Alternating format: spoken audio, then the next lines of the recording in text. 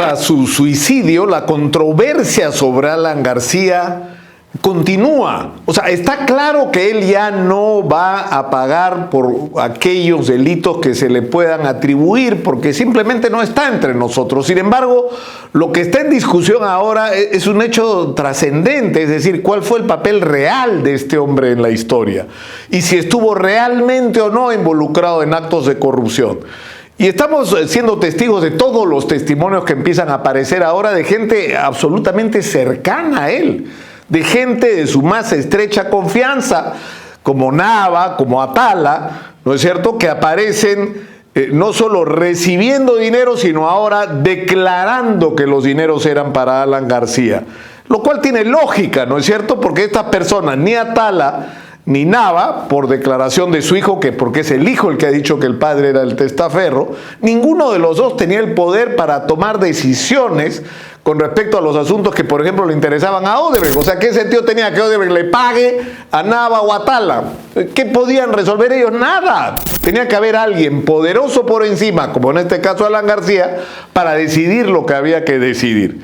Pero ha habido un caso antes de todo este escándalo donde se llegó al borde, donde Alan García pudo terminar en la cárcel si no fuera porque esto ocurrió el proceso durante el gobierno de Fujimori y Montesinos, y fue el derrumbe del régimen de Fujimori y Montesinos lo que finalmente lo salvó, y fue el argumento de que él era un perseguido político, ¿no es cierto?, el que le permitió escapar, ¿no es cierto?, a la mano de la justicia peruana. Y se ha dicho ahora último, y me refiero al caso del tren eléctrico, de que en realidad el testigo clave era Zárate, que Zárate después se desmintió y que Zárate dijo que todo era mentira y que lo habían presionado.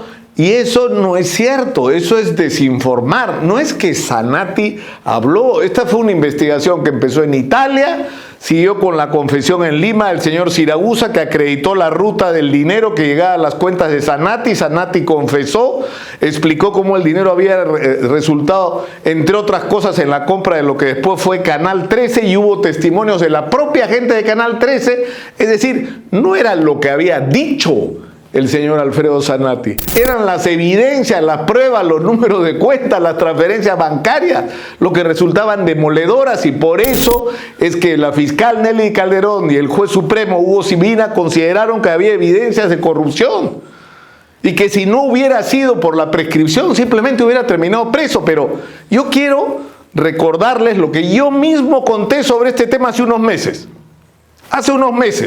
Miren ustedes. La cuenta regresiva para Alan García esta vez parece haber empezado a correr, y parece ser en serio. Y por eso es tan importante regresar en la historia. Yo recuerdo haber hecho investigaciones sobre Alan García, de casos que a los periodistas que trabajábamos en ella nos parecían impecables y que el resultado de esas denuncias tenían que ser con Alan García en la cárcel, y nunca ocurría.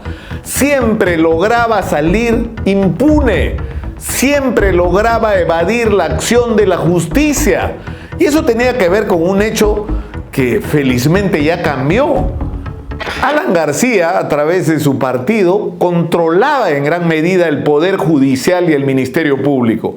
Tenía la capacidad de neutralizar cualquier investigación que se hiciera en su contra. Pero algo pasó en determinado momento, y fue en la década de los 90, cuando estaba Alberto Fujimori en el gobierno. Y Alan García siempre trató de usar como argumento que como estaba Fujimori en el gobierno, la justicia estaba manipulando las investigaciones en contra de él, y en particular una que fue el caso del tren eléctrico, que ha sido la investigación más impecable que se ha hecho sobre el tema de Alan García y su relación con actos de corrupción. Y yo lo puedo decir porque lo viví. Fue todo un proceso extraordinario. Yo recuerdo que se destapó el escándalo en Italia, porque no fue acá en el Perú. Bettino Craxi, el primer ministro, estaba involucrado, y se conoció la evidencia de que se habían pagado comisiones ilegales por el tren eléctrico, el primero, no es Metro, el primer gobierno de Alan García. Bettino Craxi se mandó mudar y murió prófugo de la justicia italiana, pero hubo mucha información que apareció allá y que después fue muy útil en el Perú. Y una de esas informaciones fue el testimonio de Sergio Siragusa, que era el representante del consorcio Tralima de los italianos que estaban haciendo el tren eléctrico y que reconoció que había pagado comisiones ilegales. Incluso al comienzo fue muy conflictivo porque nadie sabía quién era el que estaba confesando en Italia. Y yo revelé un día el nombre. Yo dije, es Sergio Siragusa, porque contactos en Italia, periodistas parlamentarios que habían seguido esta investigación nos lo contaron. Al principio Siragusa trató de negar y cubrirse, pero luego se decidió a hablar y a contar la historia y a colaborar con la justicia peruana.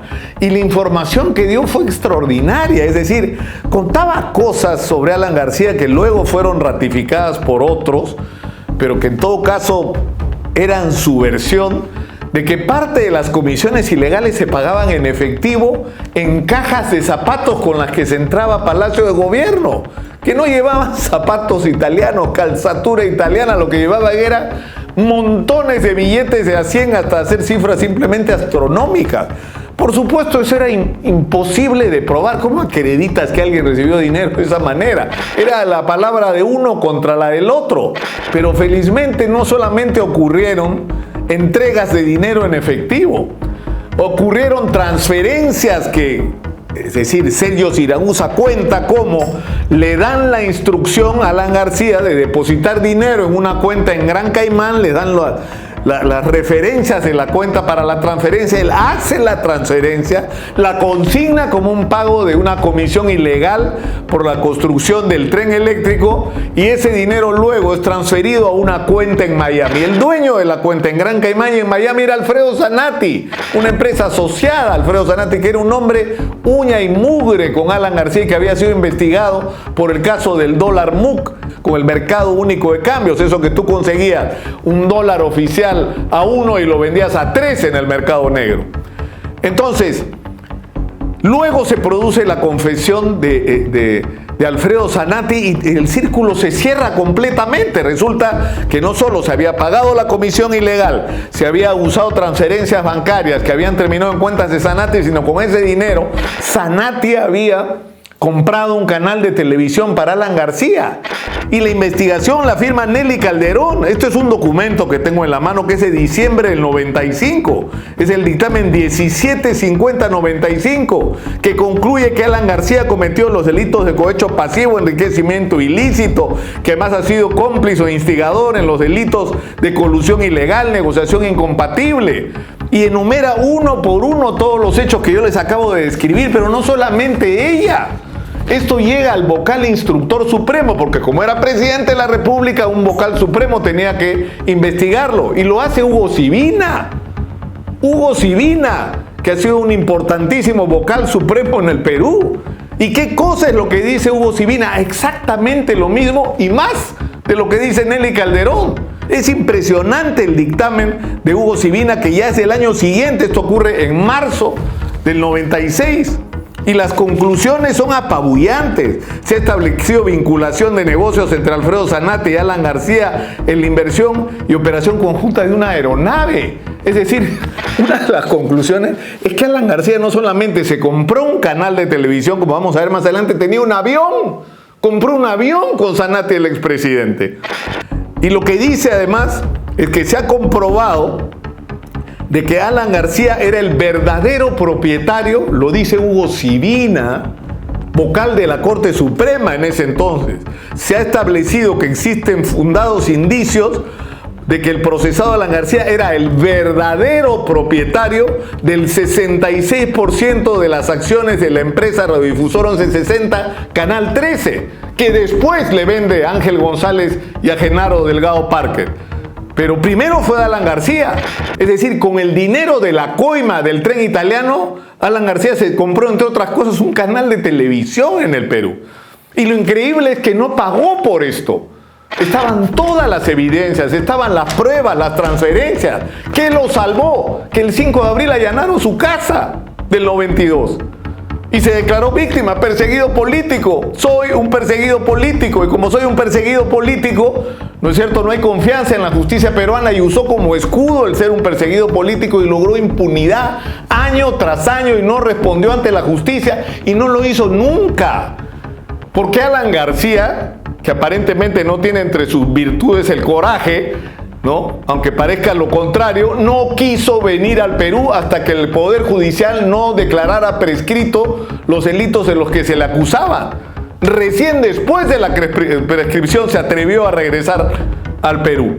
Es decir, una vez más había logrado torcer la mano de la justicia. ¿Cómo logró lo que logró en el Poder Judicial? No es difícil explicárselo.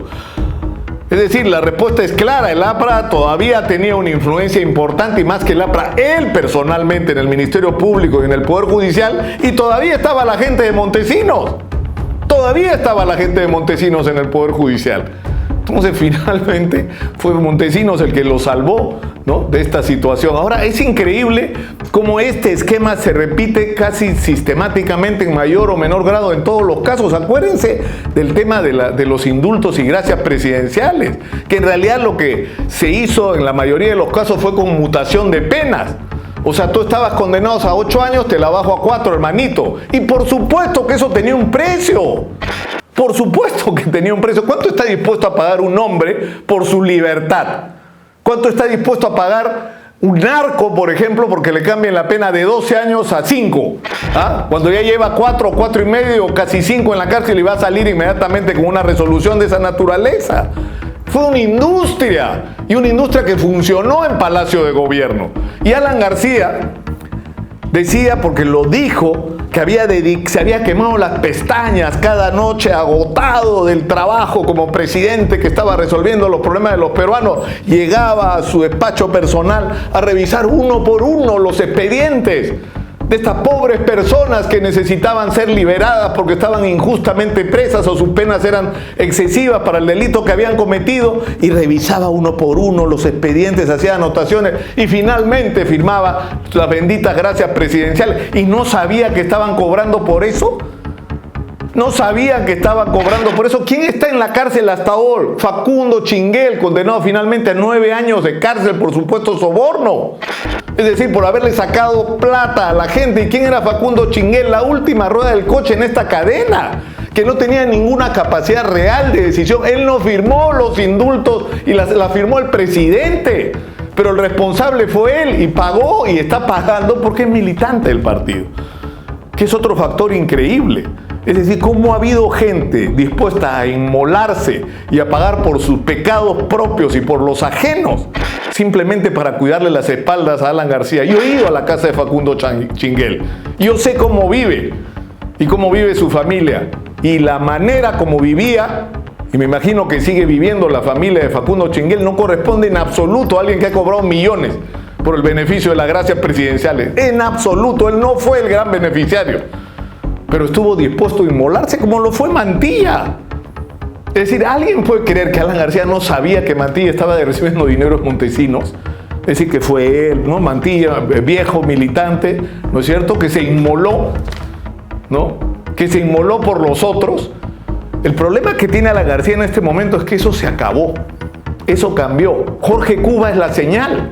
Es decir, Jorge Cuba, que es el viceministro de Comunicaciones, que en realidad no tiene ninguna capacidad de decisión formal sobre la operación del tren eléctrico, del metro de Lima, ahora, ¿no es cierto?, que es el único que está preso por este asunto, junto con su novia, la voleibolista, que Dios sabe qué tiene que ver en esta historia, ¿no es cierto?, y que sí merece, según nuestros jueces, la prisión preventiva, como no la merece el señor José Graña, pero ella sí, ¿no? Es decir, dijo, hasta acá no más. ¿Por qué voy a pagar yo por los pecados ajenos? ¿Por qué va a pagar mi novia? Pagaré por los míos. Y se ha acogido a la colaboración eficaz y en ese momento se hizo una grieta enorme que ha dado una señal. ¿Por qué tienen que inmolarse por Alan García? Ya no están dispuestos a hacerlo. Y estamos enfrentando hoy una situación en la que la credibilidad de la versión de Alan García, si es que alguien todavía creía en ella, de que todos los que lo rodeaban robaban y eran unas ratas que habían traicionado su confianza de hombre correcto, ocupado en gobernar el país. Bueno, nadie se la cree, pues a estas alturas, cuando salta el escándalo de que Luis Nava, su secretario personal, que también estuvo en las gracias presidenciales y en las conmutaciones de pena, recibió más de 4 millones de dólares por parte de Odebrecht y él no sabía nada. Es decir, nada. ¿Qué decidía el secretario del presidente? Nada. No tenía ninguna capacidad de firmar ningún papel y tomar ninguna resolución que favoreciera a Odebrecht, a menos que alguien que sí tuviera ese poder estuviera asociado con él. ¿Y quién es ese alguien? Alan García. No es otro. Yo creo que Alan García tiene que agarrar su cepillo y prepararse, porque esta vez, haga lo que haga, diga lo que diga, no va a poder impedir lo que hace rato debió ocurrir: enfrentar a la justicia, una justicia que felizmente ya no controla como antes.